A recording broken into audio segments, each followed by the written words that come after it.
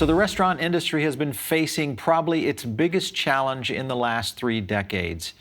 A chef's survival strategy is what we're going to be talking about today. When you look at the amount of independent restaurants that have actually undergone failure, it's one of the hardest hit sectors. And the leaders of most of those restaurants are independent chefs. So we're going to have a couple of guys on today to talk about this. My name is Paul Barron, and this is the Barron Report. All right, so the restaurant operators, you guys are out there. We know you're hurting. We've seen and talked with so many new operators that have kind of flipped their business model on its head in many cases. And today we're going to do the same thing. We're going to talk to two entrepreneurs that have done just that. I've got Mr. Oren Saar, who's the co-founder and CEO of Woodspoon, and also Chef Kevin Martinez here with me today. Great to have you guys on. Hi, Paul. Great being here. So Oren and Kevin, let's talk a little bit about how you guys got Woodspoon going. What was the premise of launching this chef-driven delivery program? Oren, we'll start with you. Yeah, Woodspoon is a craft food marketplace that allows local home chefs to just join the platform and to share their food with other people. We actually started Woodspoon before COVID hit in New York City. But we just launched a beta phase in November 19, but in March 20, we were ready to roll in Manhattan. And that's, I think, right when COVID hit the city. Right. We had an influx of local chefs like Kevin here that just wanted to join the platform and to be able to share their food with other people, but also because the restaurant industry was hurting, and we were just looking to help, to see how can we help, what can we do in order to help them sell food and to just make a living while this situation is going on. Since then, sure. we were grow in the city, and now we are providing and working with more than 120 home chefs here in New York City right now. So Kevin, you of course, as an entrepreneurial chef, you've kind of looked at this as a potential platform for getting your food out. Kind of your thoughts on it. When you first saw what they were doing at Woodspoon, what were your feedback? I mean, some chefs kind of like this approach. Some chefs are a little bit standoffish on this. Of course, times have changed now of how people are getting food. But what was your initial thoughts when you found out about Woodspoon? Yeah, for me, it was a great opportunity because all the restaurants were closed, and normally had all the restaurants been open, I would have been maybe standoffish to it. But given the situation and how everything had changed, I was more than willing to jump in and try it out and give it a try. I ended up doing it, and that's actually what I ended up doing throughout the whole pandemic. It kept me cooking. I was able to go to the farmer's market and come back home, cook everything, and be able to sell it in the same day. So for me, it ended up being an amazing opportunity for me. So yeah. Oren, let's talk a little bit about how the app itself works. What's the process of maybe a chef onboarding with Woodspoon? Kind of walk me through, if I'm a chef and from the consumer side, the customer side, kind of walk me through both sides of how it works. Yeah, so as a marketplace, we need to have the chefs from one side and the customers from the other side. So we have a very thorough vetting process that our home chefs are going through. We call it the 5-step process. It starts with the phone screening. We have a call with the chef over the phone to figure out, what they're doing, why they want to cook, why they want to join Woodspoon, if they're going to be a good fit for the platform. Once we decide that we want to move forward with them, they are going to an onboarding session that explains about how this works. And when they want to continue, we are doing what we call the home visit. There is a checklist of things that our home chefs needs to hold in their kitchen. There are certain certificates that they need to have. And once they've been vetted and we are satisfied with the results, we're doing what we call a food audition. So we literally check the food with between 4 to 5 independent people that will need to say yay or nay. And only if you pass that test, you can join Woodspoon. And then there is the process of setting up your profile uploading your dishes. Once you Right. start cooking with Woodspoon, you are a Woodspoon chef. So you can share your food with other people. You can work on your own time. You can decide when do you want to work, what do you want to offer, what type of dishes you want to sell. And we provide you this entire platform that helps you do it. So from the chef perspective, they don't really need to do anything besides cooking great food. Woodspoon will take Yep. care of everything else. We'll provide the packaging, we'll provide the delivery, we'll provide the payment transactions, the insurance. We'll do everything of the logistics that nobody wants to handle with, and they need to just cook amazing food and share it with other people. So that, Kevin, that had to be like just a magical. How's this? This is a no-brainer for you. I'm going to get to cook. I'm going to get to create some great dishes here, and people are going to get a chance to taste my food. And I don't have to go through all these, these loopholes and kind of these processes to get something done. For you, was that the biggest value proposition, or did you say, hey, maybe this is a new way for me to make money, but also maybe there's more here? What were your kind of thoughts on how you were moving forward with Woodspoon? Eventually, I ended up realizing that this could very much be the future, with how Okay. things were going, especially in New York, where Yeah, we didn't know when restaurants were going to open. sure. Uh, yeah, everything pretty much got turned upside down, and I think this couldn't have come at a better time than during the pandemic, because Yeah, it definitely has the potential to be the future of how people get their food, or how people offer their food to others. 'Cause it's like yeah, the Uber of cooking, pretty much, of yeah, connecting exactly. the Yeah, for customer to the sure. chef. Now the product, Orem, the product is fully prepped. I'm assuming when the packaging, you've got a chef that onboards. Do you deliver them the packaging and container package product for them to do all their own hand packing? How long, I guess, from the time that a product is made from Kevin's kitchen to the time that it reaches my doorstep? What's kind of the process there? Yeah, so you should think about Chef Kevin. Chef Kevin is the product. We are selling Chef Kevin food. We're not selling our product. We are branding, like our brand, our marketing, our entire life efforts is to create what we call the micro enterprise kitchens. And Right. like Chef Kevin is a kitchen. Like we're selling him, we're selling his food, his brand, his story, what he offers to the world, and we just do provide the logistics. Now, it depends on what we call like the home chef style, what they're selling. So, for example, Kevin is selling a great angel hair pasta that is being sold out almost every time he's offering it on the platform, and is make it a la carte. So he will prepare the pasta within 20 to 30 minutes from the moment he gets an order.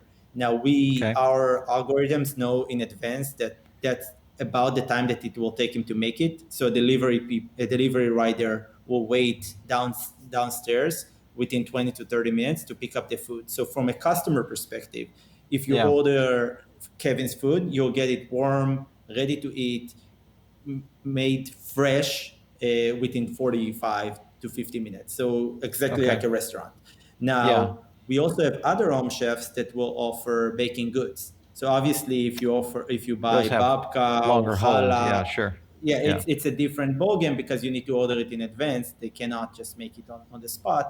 But Right. what we see is that about 50% of the people orders a la carte on demand of dishes, and the other Yeah. 50% will order in advance. So, Chef Kevin, when you look at the process, like most gig workers, if you're an Uber driver or someone like that, you open your app, you click it on, and you're taking rides at that time. Mhm. Is that how it works for you? Like, hey, I get up in the morning, I do my kitchen prep. I know I'm gonna be offering 2 or 3 items today. I turn my app on, and then boom, I'm up on the system, ready to take orders in. Is that how it works for you guys? Yes, and we can actually open in advance, a couple days in advance, so that way Okay. people. A lot of times I've gotten a lot of orders of a couple days ahead, that people just order ahead, and we're able to set up Right. our schedule, set up at what time we want to cook, when, and what. So Yeah. it's an amazing opportunity. Yeah. Yeah, Oren, we let's give talk a full little bit. flexibility. We give them full flexibility, so they can stop, they can end their Right. cookie slot whenever they want. They can say that I'm not available now, I am available now. Right. Like it's up to them. Yeah, man, that's talk about the nirvana for a chef, because normally it's long hours and late nights, and you've got kitchen cleanup crew. You're dealing with angry customers, and just all the things that are happening in a restaurant. Much less you've got a sous chef that didn't show up, and a line cook that is messing everything up all the way down, and Kevin everybody's knows. screaming. Kevin knows. He works at like famous restaurants like Nobu and Jean George. He knows exactly how it works. Yeah, so this could be. I mean, I could just see this as chefs where they would just love this. Oren, let's talk a little bit about kind of the development process, because this is, being an app product, logistics, app interface, UX. That's a very important thing in today's society for an app to be successful. What was your background? Kind of how did you get into the process of, hey, let's create an online app for ordering food, but just from chefs? What was kind of the motivation there? Yeah, I'm a foodie. I love to eat. I love to cook. I cook all the time, and I guess in a different lifetime, I'm probably just gonna I just open a restaurant and share my food.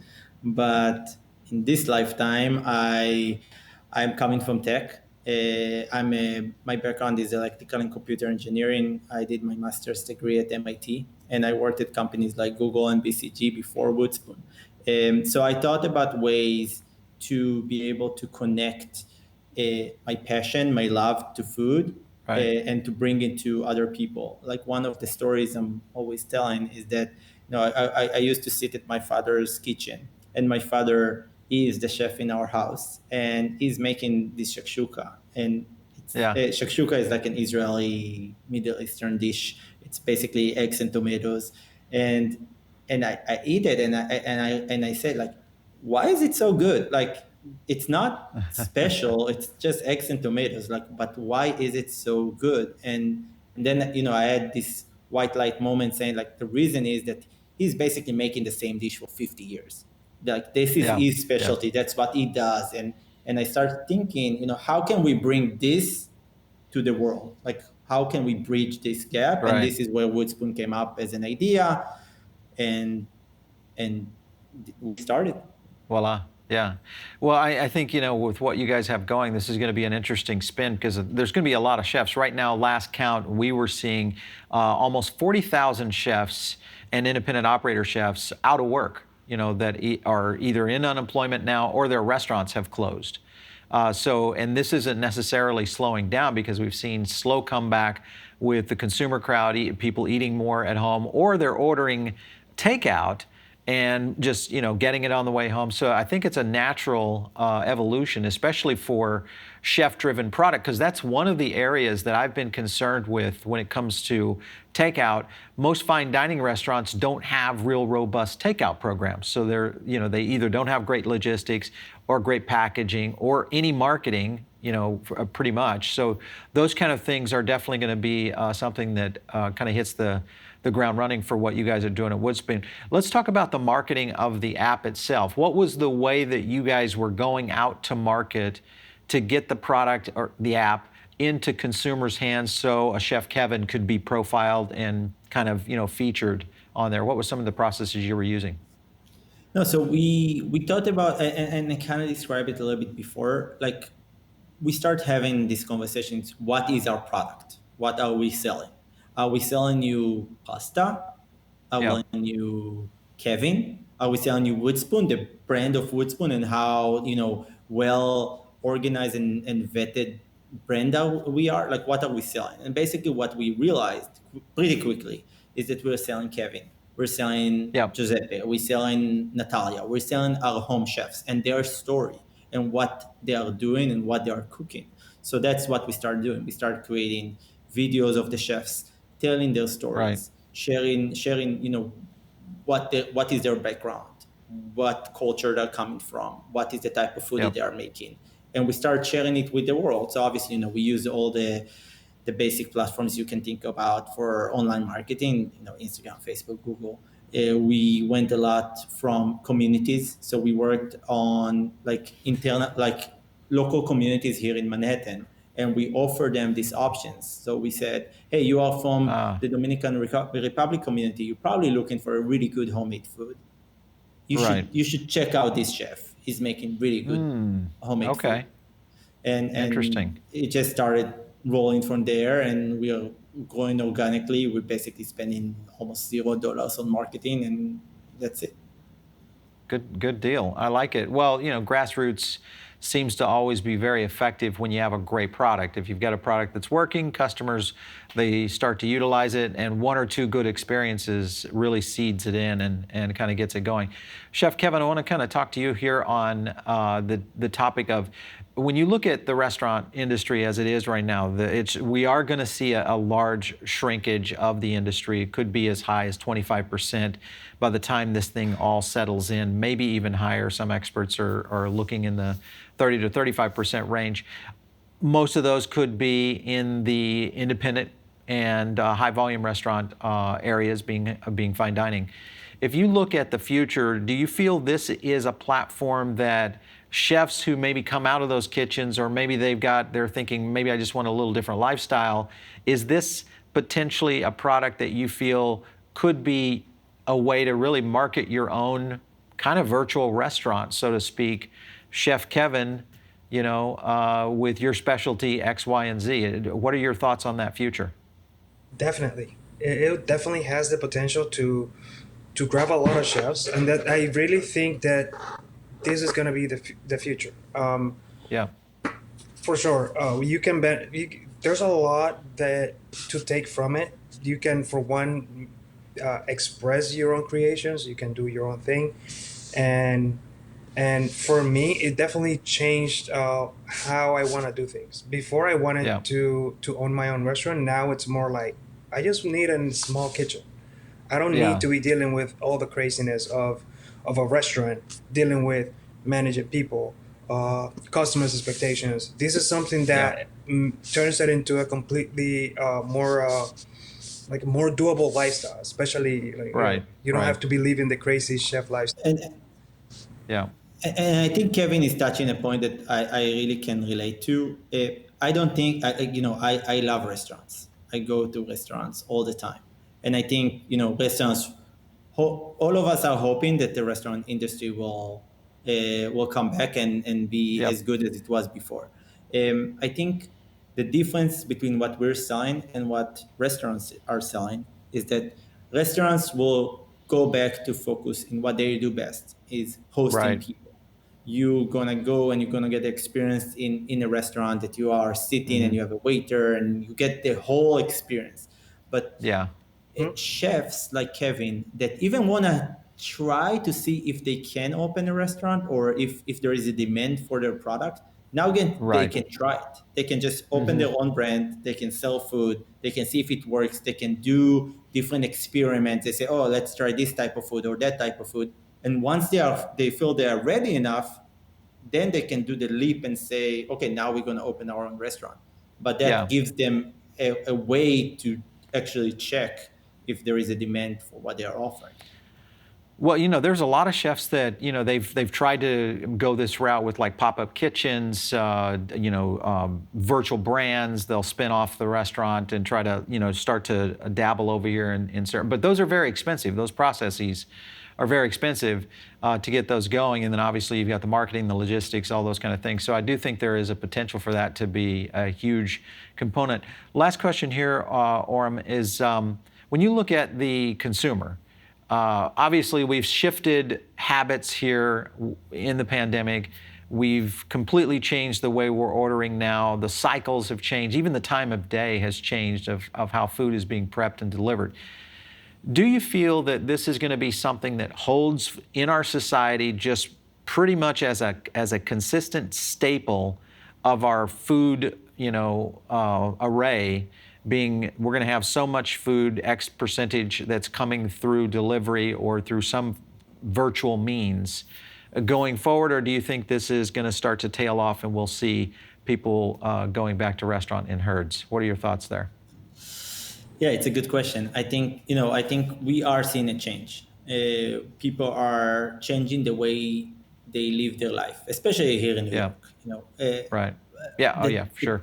The things that we've been going through this pandemic changed a lot of things. Yeah, I think more people are cooking at home. People are more willing to eat homemade food. People are looking at what they're eating in a more specific way. They're not just looking to consume food, but they're looking for healthy, fresh, and unique type of foods. This is why I believe Woodspoon is here to stay, and we are working in order to just increase our variety, increase our chef community, and to just give the best service we can for our customers. Yeah, for sure. Listen, we've had Oren Saar, CEO of Woodspoon, and Chef Kevin Martinez on with us today. Great having you guys. Good luck on what you guys are doing. I can't wait to see this coming. Last one question for you, Oren. Is this coming to Miami? It is. It's coming. All right. It's Well, coming. that'll be great. Let me know when you need. I've got a whole lineup of chefs here that are probably ready to rock and roll on something like that. And we're kind of in a food desert out here by our studio, so we'd love to see that app show up for sure. It's great having you guys on the show today. Thanks a lot. Thank you, Paul. Thank you so much. All right. Okay, so you guys are listening in maybe over on iTunes or Spotify. Maybe now you're listening on Amazon Music. And the best way for us to get feedback from you is to give us a rating and also a comment. That's how we kind of learn what you like, what you don't like here on the Barron Report. And if you do have an idea of, hey, let's talk to someone about a new product, a new service, a new restaurant, a new concept that's happening that you think needs to make it to the mainstream, shoot us an email to producer@foodabletv.com. And of course, you can always hit me up on Twitter @PaulBarron. We will catch you next time right here on the Barron Report.